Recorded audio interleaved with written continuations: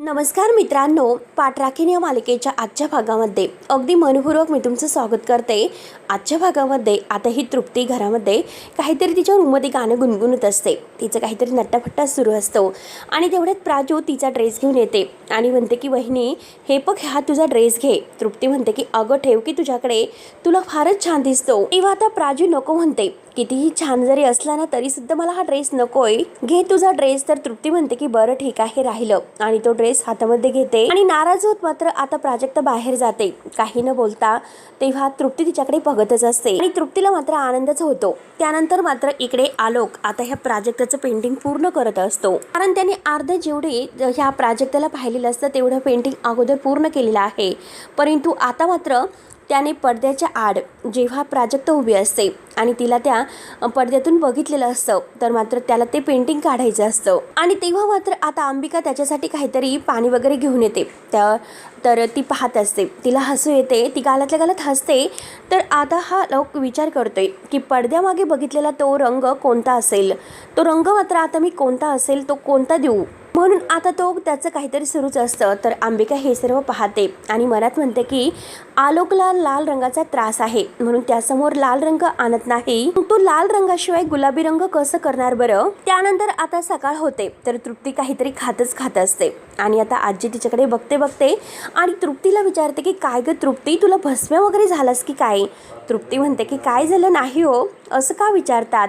आजी म्हणते की अगं मगासपासून मी तुला पाहते, केव्हापासून तुझं खायचंच काम सुरू आहे, केव्हापासून तू चरते। तर आता तृप्ती म्हणते की अगं अहो आई आजी, चरायला कुठे मी म्हैस आहे का। तेव्हा प्राजू आणि चारू हे सगळेजणी तेथेच असतात, कौत्सू सुद्धा।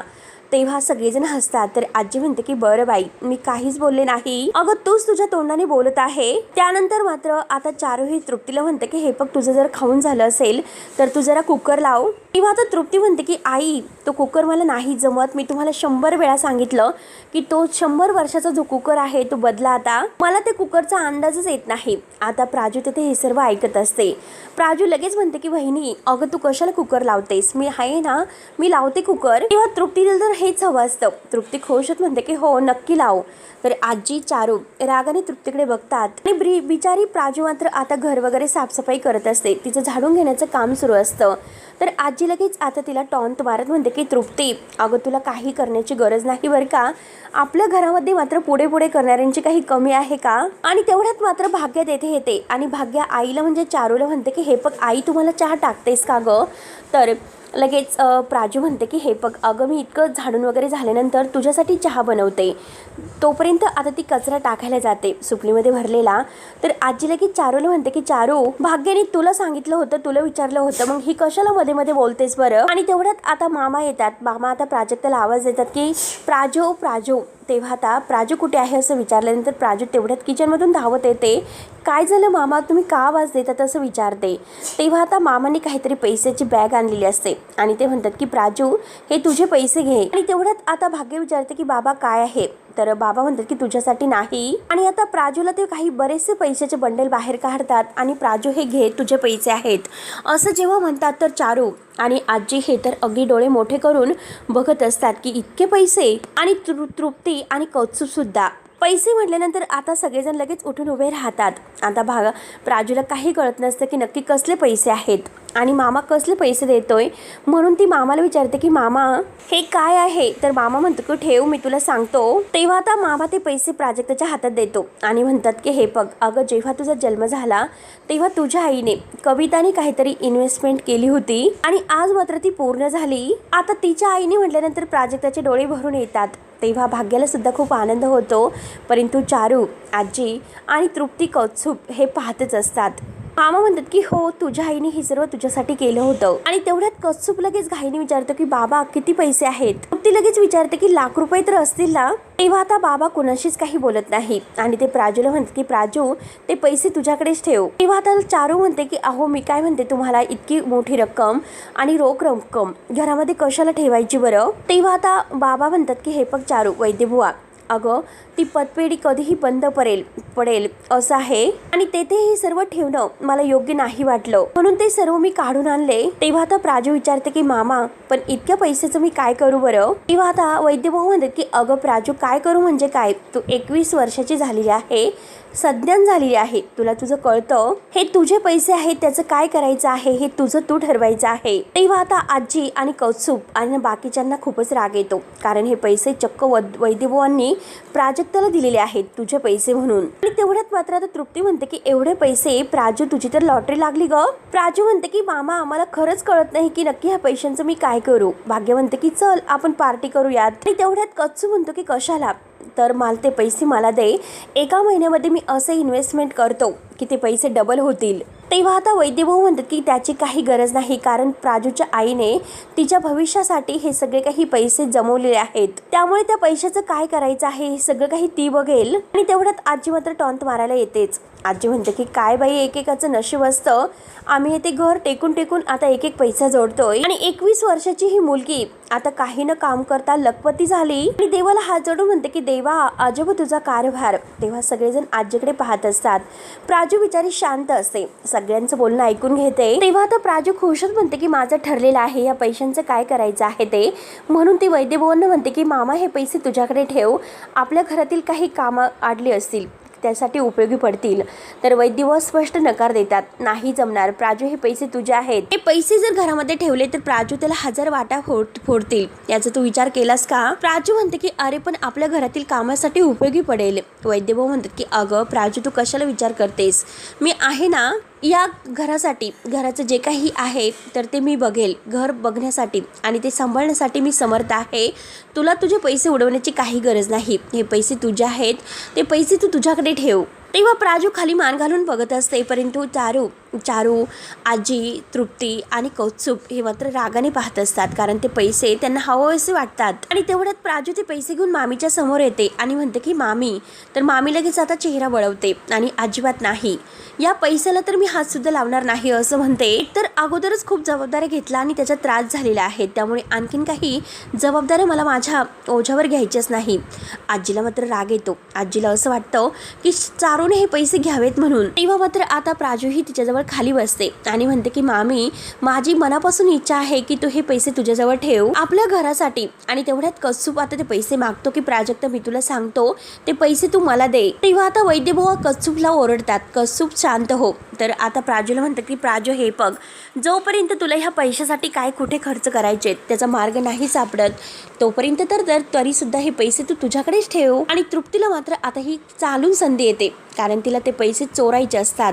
आणि तेवढ्यात प्राजू विचारात पडते, तर भाग्य म्हणते की ओ मॅडम काय विचार करतात, चला पैसे ठेवूयात आपण आतमध्ये. प्राजू म्हणते की हो नक्कीच. आणि तेवढ्यात आता भाग्य आणि ही प्राजू आतमध्ये पैसे ठेवायला जातच असतात, परंतु आता ही आजी लगेच आता ह्या प्राजक्ताला टॉन्ट मारत म्हणते की अगं चारू बघ ना, तू मात्र ह्या अवदेशाची जबाबदारी घेतली नसती तर तुम्हाला सुद्धा भाग्यासाठी आणि कौत्सुभसाठी काहीतरी इन्व्हेस्टमेंट करता आली असती. कसलं काय, आणि ही जी काही बॅग तुम्ही गळ्यामध्ये बांधून घेतलेली आहे ना त्याचा मोबदला तुम्हाला नक्की मिळायला हवा. प्राजक्ता हे सगळं आता मागे होऊन बोलणं ऐकत असते, तिला वाईट वाटतं. चारू काही न बोलता आजीकडे पाहत असते, परंतु तृप्तीचं मनाला आता तोंडाला लगेच पाणी सुटते. तृप्ती म्हणते की एवढे पैसे आणि इतके पैसे आहेत तर माझं कर्ज फिटलं असतं, कर्जमुक्त मी झाले असते आणि देव सुद्धा ज्याला गरज नाही त्यालाच हे पैसे देतोय. आणि ती प्राजक्ता चांगली खाऊन पिऊन सुखी आहे, तिला काय गरज आहे बरं पैशाची. म्हणून तृप्तीच्या डोक्यात काहीतरी प्लॅन येतो आणि ते पैसे आपल्याकडे कसे येतील जेणेकरून आपलं कर्ज मिटेल याचा ती विचार करत आहे. त्यानंतर आता इकडे सूर्यवंशीच्या घरी आता सुलक्षणा सूर्यवंशी सकाळी पेपर वाचत असतात आणि तेवढ्यात आता गुरुजी येतात. तर सगुणा ही सुलक्षणा जवळच असते आणि सगुणाचं लक्ष गुरुजींकडे जाते. आणि तेवढ्याच सगुणा आता सुलक्षणाला म्हणते की मॅम गुरुजी आलेले आहेत. तेव्हा आता सगुणा गुरुजींना बोलावते, गुरुजींनी यायला सांगते. गुरुजी म्हणतात की ठीक आहे. गुरुजी आता पुढे येतात सुलक्षणाच्या जवळ आणि सुलक्षणाला नमस्कार करतात. तर आता सगुणाच्या हातामध्ये जे काही पैशांचं पॉकेट असतं तर सुलक्षणा ते सगुणाकडून घेते आणि गुरुजींना म्हणते की गुरुजी तुम्हाला दक्षिणा हवी होती ना, आणि हीच तुमची दक्षिणा आहे, 1 लाख रुपये आहे यामध्ये. तेव्हा आता गुरुजी म्हणतात की काय बोलतात 1 लाख रुपये. तर आता सुलक्षणा सूर्यवंशी म्हणतात की हे लग्न जुळवण्यासाठी दक्षिणा आहेत. 1 लाख रुपये म्हटल्यानंतर गुरुजी फारच खुश होतात आणि म्हणतात की 1 लाख रुपये आणि म्हणतात की एवढं काय त्यामध्ये आलोक आणि प्राजक्ता यांची पत्रिका इतकी छान जुळत होती, तर परमेश्वराच्या इच्छेपुढे आपलं तरी काय. तेव्हा आता गुरुजी असं म्हणल्यानंतर सुलक्षणा म्हणते की हे बघा, तुम्हाला दक्षिणा यासाठी दिलेली आहे की प्राजक्ताचं लग्न जुळवायला नाही, तर भाग्याचं लग्न जुळवण्यासाठी दिलेली आहे. आणि तेवढ्यात मात्र आता गुरुजी म्हणतात की काय भाग्यश्रीबद्दल मला जर असं वाटतं तुमचं नावामध्येच काहीतरी गोंधळ होत असेल, कारण गुरुजींना वाटतं की अगोदर यांनी मला आलोक आणि प्राजक्ता या दोघांची पत्रिका जुळवायला सांगितली होती, त्या दोघांची पत्रिका तर जुळते, मग आता ही भाग्याचं नाव का घेत असतील, म्हणून गुरुजी सुद्धा आता विचारत पडतात. आता मात्र गुरुजी पुढे सुलक्षणा यांना म्हणतात की हे बघा, भाग्यश्रीची नाही तर प्राजक्ताची पत्रिका आलोकशी जुळलेली आहे, मग तुम्ही भाग्याचं नाव का घेतात. तेव्हा आता सुलक्षणा चव्हाण म्हणते की हे बघा, मी भाग्याच्या बाबतीतच बोलते, कारण सुलक्षणाला असं वाटतं आता एकदा भाग्याचं लग्न झालं तर प्राजक्ताचं लग्न करायला ते मोकळे होतील, म्हणजे भाग्य मोठी आहे ना, मग तिचं लग्न अगोदर व्हायलाच हवं, म्हणून तिचं लग्न जुळवण्यासाठी आता हिने सुलक्षणा चव्हाणने गुरुजींकडे आता हे पैसे दिलेले असतात. तेव्हा आता गुरुजी विचारतात की माफ करा, परंतु मी तुमचं काही समजलं नाही. तेव्हा सुलक्षणा म्हणते की हे बघा, भाग्यासाठी काही करून मुलगा शोधा आणि लवकरात लवकर तिचं लग्नाचा बार उडायला हवा. जगाच्या पाठीवरून तुम्ही तिच्यासाठी असा मुलगा शोधा जो भाग्यश्रीला पसंत करेल आणि तो तिच्याशी लग्न करेल. आणि हे बघा गुरुजी, तुमच्या लक्षात कसं आलं नाही हो, ज्या घरातील मुलींसाठी तुम्ही स्थळ शोधता तेथील काहीतरी माहिती तुम्ही गोळा करा. मोठ्या मुलीचं लग्न झाल्याशिवाय धाकट्या मुलीचं लग्न करतील का ते. आणि भाग्यश्री ते घरातील मोठी मुलगी असल्यामुळे आता तिचं लग्न अगोदर होईल, आणि एकदा की भाग्यश्रीचं लग्न झालं प्राजक्ताच्या लग्नासाठी तिच्या घरचे लगेच तयार होतील. तेव्हा आता गुरुजी म्हणतात की हो, तर ही सुलक्षणा म्हणते की हे बघा, नुसतं हो नकोय मला, पुढच्या 10 दिवसामध्ये भाग्यश्रीच्या डोक्यावर अक्षता पडायला हव्यात. तेव्हा गुरुजी म्हणतात की 10 दिवसात, माफ करा, इतक्या घाईघाईमध्ये. तेव्हा लगेच सुलक्षणा म्हणते की माझा दुसरा मुलगा सुलोक हा काही कामासाठी अमेरिकेला गेलेला आहे, आणि तो परत येण्याच्या अगोदर मात्र आलोक आणि प्राजक्ता या दोघांचं लग्न लागलेलं असावं, त्यामुळे ताबडतोब तुम्ही भाग्यश्रीसाठी मुलगा शोधा. आणि ते काय म्हणतात तर लगेच सगुणा म्हणते की चट मगनी चट ब्याह. आणि सुलक्षणा सगुणाकडे पाहते तर सगुणा खाली पाहते, आणि आता सुलक्षणा गुरुजींना म्हणते की तुम्हाला फक्त मी जे काही सांगत आहे तेच फक्त करा, बाकी काही करू नका. आणि गुरुजी, तुम्ही आयुष्यभर आनंदात राहत याची काळजी मी घेईल. अशी 10 पॉकेट आहे ती माझ्या तिजोरीत, आणि तुमचं नाव सुद्धा लिहिलेलं आहे, आणि कामाला लागा. तेव्हा आता 10 लाख म्हटल्यानंतर गुरुजी खूपच खुश होतात, आणि लगेच मात्र खुश होत ते तिथून निघून जातात. त्यानंतर प्राजू आणि भाग्या दोघी ते पैसे घेऊन आतमध्ये येतात. तर प्राजू म्हणते की भाग्या, अगं इथे चावी ठेवलेली आहे, तू चावी घेऊन कपाट उघडशील का. तेव्हा भाग्या म्हणते की प्राजू जरा हटके विचार कर ना. प्राजू म्हणते की झालं का तुझं सुरू. भाग्या म्हणते की अगं हे पैसे तर तुझ्यासाठीच आहेत, आणि हे बघ, आपण मात्र तुला नवीन फोन घेऊयात, आत्ताच अगदी लॉन्च झालेला आहे, आणि उरलेल्या पैशामध्ये आपण इंटरनॅशनल ट्रिप करूयात. 7-8 दिवस मात्र आपण मस्त फिरून येऊयात. आपण दोघी कधीही विमानात नाही बसलो ग, आणि खरंच मला विमानामध्ये बसायचं आहे. आणि विचार कर ना की आपण दोघी मात्र मस्त विमानात कस्या, आणि मस्त ती आता शिट्ट्या वाजवत प्राजूला सांगत असते. प्राजू म्हणते की मॅडम, तुमचं विमान आहे ते जमिनीवर लँड करतं का.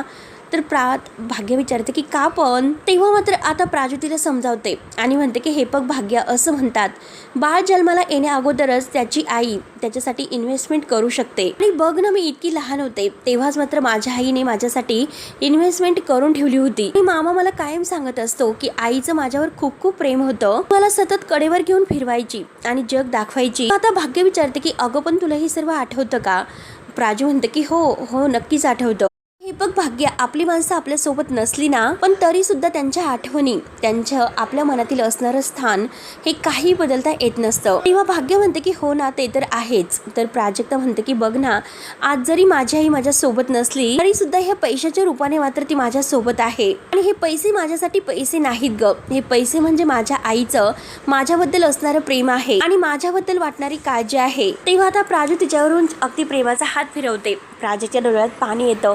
प्राजू म्हणते की माझ्या आईची शेवटची आठवण, आणि ती मला काय माझ्या सोबत ठेवायची आहे. मग तू सांग की हे पैसे मी छोट्या मोठ्या गोष्टींसाठी का खर्च करू बरं. तेव्हा भाग्य म्हणते की हो, तुझं बरोबर आहे. आणि प्राजू आता म्हणते की भाग्य, हे बघ, माझ्या आईची शेवटची आठवण मी माझ्याजवळ खूप खूप जपून ठेवणार आहे. तेव्हा आता भाग्य म्हणते की हो ठीक आहे. तर प्राजू तिला म्हणते की दे चावी. प्राजू तिच्या हातामध्ये आता चावी घेते, आणि तिच्या हातातून चावी घेऊन मात्र खुश होत ते पैसे आता कपाटामध्ये ठेवायला जाते. आणि ड्रॉवर उघडून मात्र आता प्राजक्ता त्यामध्ये पैसे ठेवत असते. आणि त्याच वेळेस आता तृप्ती दरवाजात येते, आणि पैसे कुठे ठेवलेले आहे हे तिचं लक्षच असतं. तेव्हा ती पाहते की पैसे कपाटाच्या ड्रॉवरमध्ये ठेवलेले आहे. आणि आता मात्र ती चावी ती कपाट वगैरे लावल्यानंतर भाग्याला म्हणते की ही चावी तुझ्याकडे ठेव आणि भाग्याच्या हातामध्ये ती चावी देते। तेव्हा आता भाग्याने ती चावी मात्र आपल्या पर्समध्ये ठेवलेली असते। तृप्तीचं लक्षच असतं की नक्की कुठे ठेवतात आणि तृप्तीला असं वाटतं की घातलं पुन्हा मध्ये या भाग्याने आता पुन्हा घोळ केला माझ्यामध्ये येतच असते। हिने मात्र चावी स्वतःकडे घेतली। आता ही चावी तिच्याकडून घ्यायची कशी, ती चावी घेण्यासाठी काहीतरी मला करावं लागेल असं ती विचार करते। त्यानंतर मात्र इकडे सूर्यवंशीच्या घरामध्ये आता आलोकसाठी नवीन बेडरूम सजवलेली असते आणि त्या बेडरूम मध्ये आता ती आलोकला घेऊन येते आणि आलोकला आता ती बेडरूम दाखवतात सगळीकडे फिरून। सगळ्या बेडरूममध्ये पेंटिंग वगैरे लावलेलं असतं। छान मोठी रूम आता सजवलेली असते। मस्त आता वाटत असतं त्या रूममध्ये अगदी मोकळं मोकळं। तेव्हा अंबिका त्याला म्हणते की हे बघ आलोक, कशी वाटली ही बेडरूम।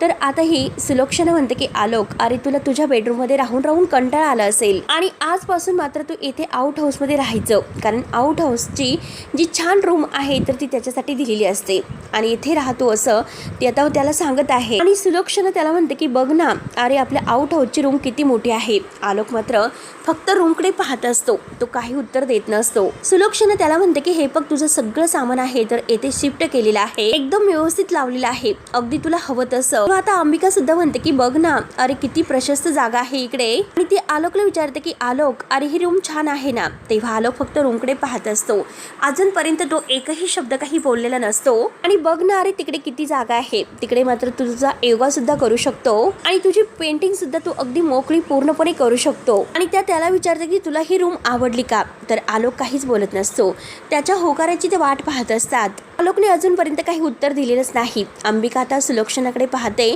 आणि सुलक्षणा आलोकच्या उत्तराची वाट पाहते तरी सुद्धा आलोक काहीच बोलत नसतो। तर सुलक्षणा आता अंबिकाला म्हणते की अगं मी आहे बाहेर, म्हणून असं बोलून आता सुलक्षणा बाहेर निघून जाते। तेव्हा आता सुलक्षणा जेव्हा बाहेर येते तर अंबिका सुद्धा तिच्यासोबत बाहेर येते आणि सुलक्षणाला म्हणते की जाऊबाई, तुम्हाला हे सगळं योग्य वाटतं ना, कारण एकतर आलोक अगोदरच तुमचा रागराग करतो, तुम्हाला मात्र तो नीट बोलत सुद्धा नाही, तुमच्याशी नीट वागत सुद्धा नाही आणि त्यात म्हणजे तुम्ही त्याला आउट हाऊस मध्ये शिफ्ट केलेला आहे, त्याचा राग आणखीन वाढवायला नको। आता नक्की काय होईल। तेव्हा आता सुलक्षणा म्हणते की हे बघ अगं अंबिका, तुझ्या लक्षात आलं का, कारण आलोक मात्र प्राजक्ताच्या समोर येऊ नये यासाठी आपल्याला हे सर्व तर करावं लागेल। त्यानंतर आलोक मात्र त्याच्या मांडणीमध्ये जे काही आता टूप वगैरे ठेवलेले आहे तर त्यात व्यवस्थित ठेवतो आणि रूमकडेच बघत असतो। आपली प्रत्येक वस्तू जागेवर आहे की नाही आणि प्रत्येक वस्तू कुठे ठेवलेली आहे हे अगदी बारकाईने तो शोधत असतो। त्याच वेळेस आता तेथील एका लॅम्पवर त्याला थोडीशी धूळ त्याच्या हाताला चिकटते।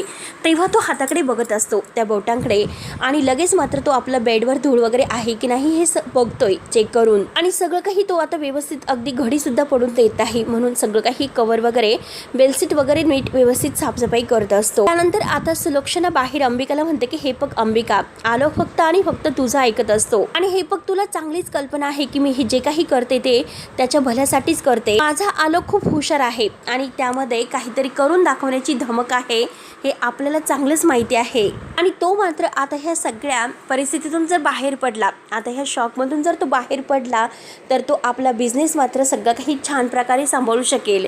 आपल्याला माहिती आहे तो बिझनेसमध्ये किती अगदी म्हणजे हुशार आहे, आपला बिझनेस त्याने किती ग्रो केला आतापर्यंत सगळं काही आहे तर त्याचं श्रेय आहे।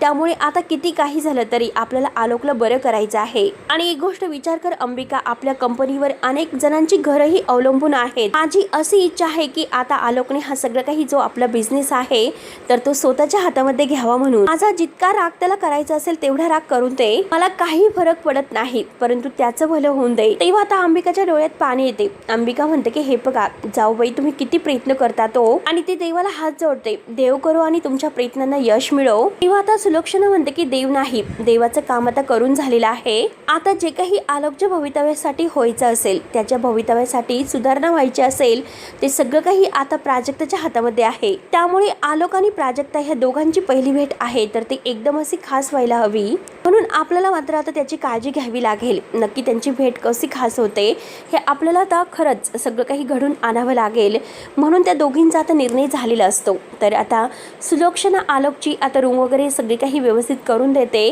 आणि ह्या प्राजक्ता काही झालं तरी या घरची सून झालीच पाहिजे आणि आपल्या आलोकची बायको, तरच मात्र ती आलोकला ह्या सगळ्या संकटातून बाहेर काढू शकते, तिच्यामुळे आपला आलोक बरा होऊ शकतो.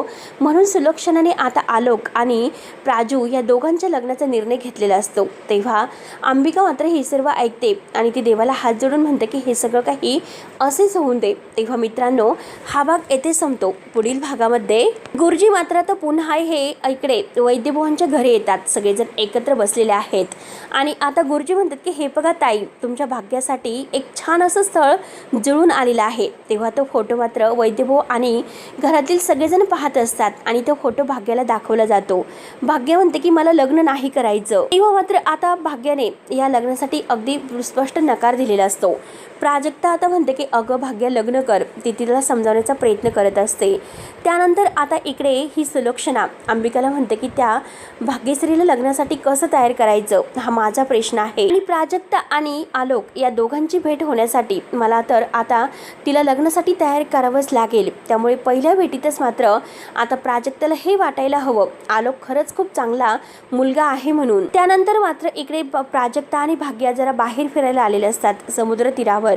तेव्हा आता भाग्या प्राजक्ताला म्हणते की मला नाही वाटत की कोणी माझ्यावर प्रेम करेल म्हणून. त्यावरती आता प्राजू तिला समजावते, तुझा फोटो बघून त्याने होकार दिलेला आहे. तेव्हा आता भाग्य खुश होते आणि प्राजक्ता मात्र आता भाग्याला घेऊन घरी येते. सगळेजण बाहेरच असतात, गुरुजी निघालेले असतात. तेव्हा आता भाग्य तयार होते. भाग्य म्हणते की तुम्हाला सगळ्यांसाठी मला एक आता माझा निर्णय सांगायचा आहे, कारण उद्या जे काही आता बघण्याचा कार्यक्रम आहे तर त्यासाठी माझा होकार असेल आणि तो बघण्याचा कार्यक्रम करायला मी तयार आहे असं जेव्हा म्हणते तेव्हा चारू आणि घरातील सगळ्यांना फार आनंद होतो. भाग्य म्हणते की हे बघा, माझी त्या अगोदर एक अट आहे. अट म्हणल्यानंतर आता सगळेजण गंभीर चेहऱ्याने आता ह्या भाग्याकडे पाहत असतात. नक्की आता भाग्याची कोणती अट असेल, नक्की आता काय असेल हे सर्व बघण्यासाठी आपल्या चॅनलला नक्की सबस्क्राईब करत राहा. धन्यवाद.